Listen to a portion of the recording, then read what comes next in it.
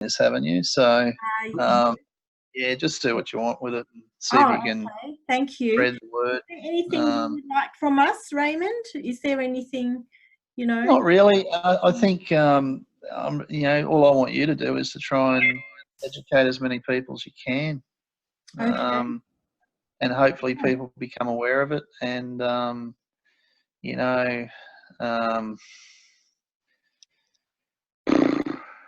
what I want you to do is just spread the word. Do what I'm doing. Okay. Do what I'm doing. Sure. Yeah.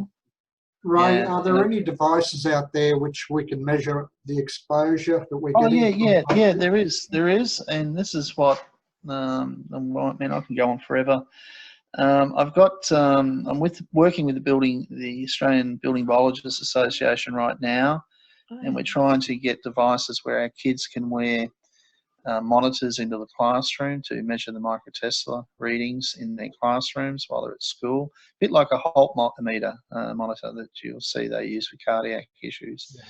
Yeah. I've also got a gentleman who I'll keep his name quiet, but he runs a huge company in Australia, and he's part of a worldwide group.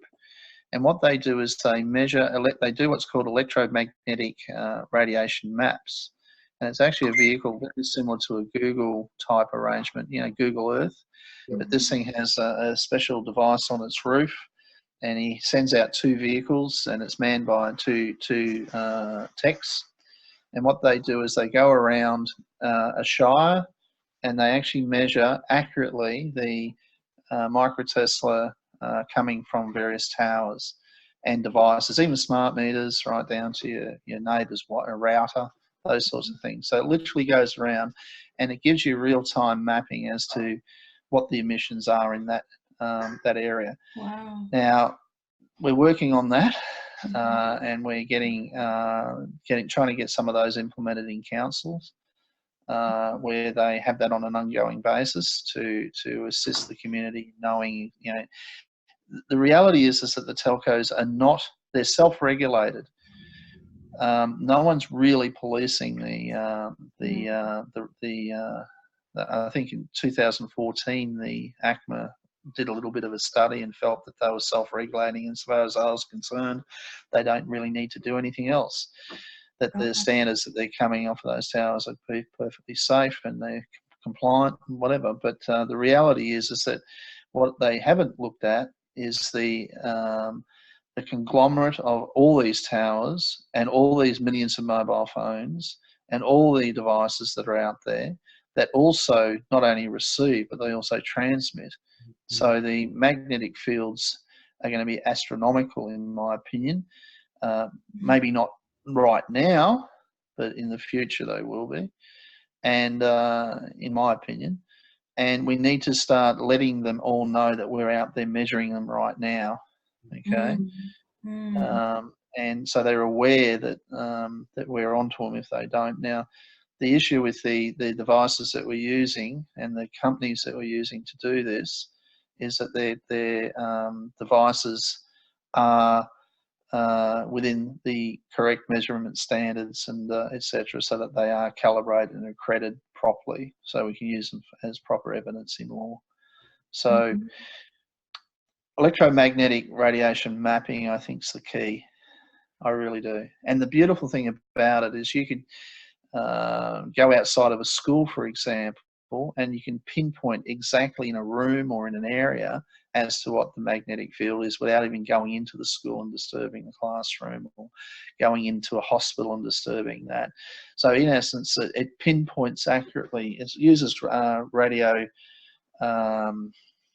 trigonometry type stuff to actually assess and work out exactly and pinpoint exactly where the emissions are coming from and the strength of those emissions, not only in RF fields, but also in ELF. And I think that's the only one.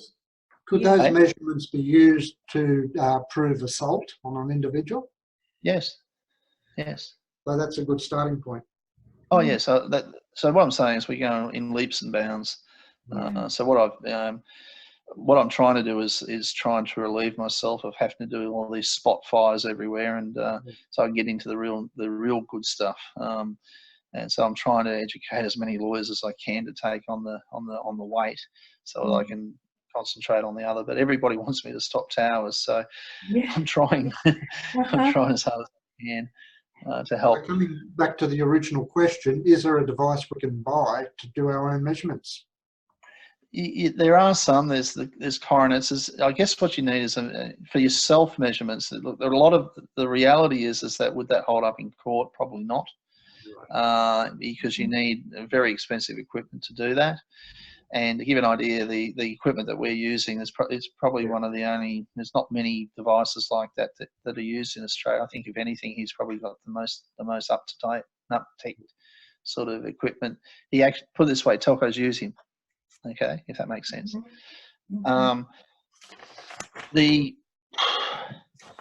You can get personal meters. Like I've got one on my phone right now, and I can tell you if you want me, you can download an app, for example, which doesn't cost you anything, and I'll show you how mine works. And it's called a. I'll just see if I've got it. I'll just measure the. Just bear with me. So it's called sensor kinetics, and it's basically works out. I don't know if you can read that. Can you see that? Accelerometer. It's got an accelerator. Well, that's not what I'm going to look at. I'm now going to look at the magnet. I think there's a gyroscope. There's a magnometer. See that? Now, if you have a look at it, see these three down the bottom here? Yep. Yeah. See it's on an X, Y, and Z basis. Now, can you see the UTs there? That's in UT. That's in microtesla. So what am I being irradiated right now? Whoa, a lot. Am I over 0.3? Over, yeah, definitely. Okay. And you can see it's fluctuating because it's pulsed. The magnetic fields are usually pulsed. Sorry, that's but you can, as long as you can get some measuring device that can measure your microtesla. So now this is for free. But I mean this wouldn't hold up in court. But what I'm saying is that there you go. You can see quite clearly that what I'm being exposed to right now.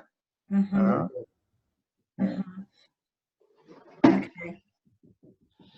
And that one's called sensor kinetic. Yeah, it's called sensor kinetics. Yeah, so I'll try and I just found it. It took a while to find it, but And so it's got 3-dimensional sensors. So whoops, there's my dog. 3-dimensional sensors. So basically, that's what it does, and it picks up all other things. Like it goes through and it picks up other emissions and other issues out there. But the one I'm interested in is the magnetometer issue and working out the microtesla. Okay. See there. Right. So I think the highest I'm at, 71 microtesla? Is that 71, what I'm at? yes.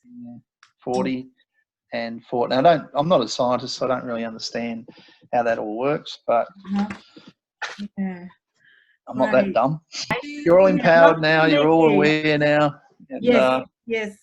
I'm going to find out more, and and you've got lots. All right. Well, good luck, folks. And thank you so much. Thank you. Thank you. Thank you. You're welcome. See you later. Bye-bye. Bye-bye. Bye-bye. Namaste. Bye-bye. Thank you. Namaste. Bye-bye. Bye.